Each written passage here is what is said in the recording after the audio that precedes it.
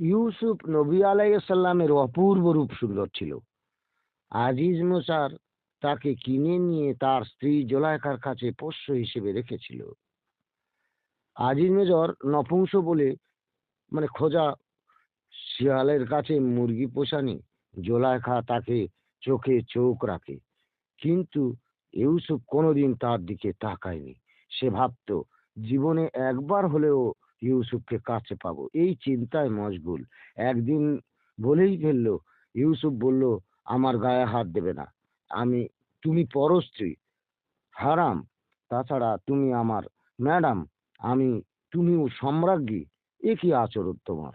জোলাইখা নাছোড় বান্দা, হাম নেহি ছোড়েঙ্গে একটা মতলব আনলো। পর পর দরজা বন্ধ করে দিল। বলল, এ কি করছো? আছে, কাজ আছে, এসো। তুমি আমার চাকর, তোমাকে যা বলবো তাই করবে। এই বলে যখন বুকে টেনেছে, তখন ইউসুফ ধাক্কা মেরে ফেলে দিয়ে ছুট। আল্লাহর জন্য পর পর দরজা খুলে যাচ্ছে। জোলাইখা আজিজ মেজরকে বলল, ওকে ধরো, ও আমার ইজ্জত নিয়েছে, ধর্ষণ করেছে। যখন আজিজ মেজর তাকে ধরে ফেলে, দোলনার শিশু, অবলা শিশু বলে উঠল, জোলাইখা ইউসুফকে মিথ্যা ইলজাম দিচ্ছে, ইউসুফ নিরপরাধ। আশ্চর্য! দোলনার অবলা শিশু সাক্ষী দিচ্ছে। চেঁচিয়ে বলল, জল্লাদ, জোলাইখাকে হত্যা করো। শিশুটি বলল, ওকে হত্যা করো না, এতে তুমি নিন্দিত হবে। আকাশবাণী হলো, একজন আর গোপন ভালোবাসার তথ্য ফাঁস করো না। জোলাইখা ইউসুফকে ভালোবাসে। আজিজ মেজরের ভাবাবেগে আঘাত হলো। ভাবলো, এমনটা হতে পারে কারণ আমি জোলাইখাকে কিছু দিতে পারিনি। বলল, ইউসুফকে বন্দি করো, জিন্দানখানায় আটক রাখে। সে আমার স্ত্রীকে ধাক্কা মারলো কেন? এই অপরাধে তাকে আজীবন কারাদণ্ডে দণ্ডিত করলো। চারিদিকে হই হই রই রই কাণ্ড। এলাকার মেয়েরা জোলাইখাকে ঠাট্টা বিদ্রুপ করতে লাগলো।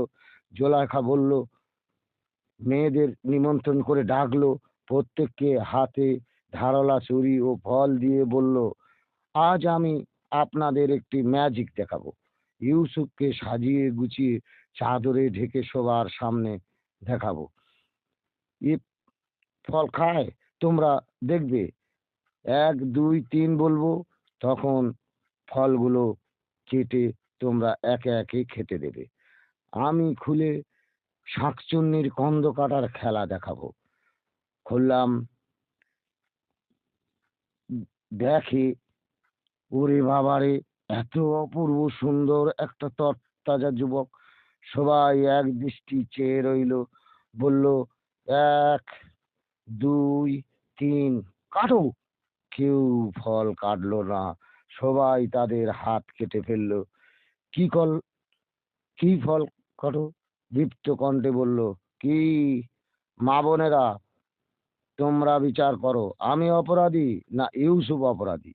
মেয়েরা বলল, কেউ অপরাধী নয়, ইউসুফের রূপ এসবের জন্য দায়ী।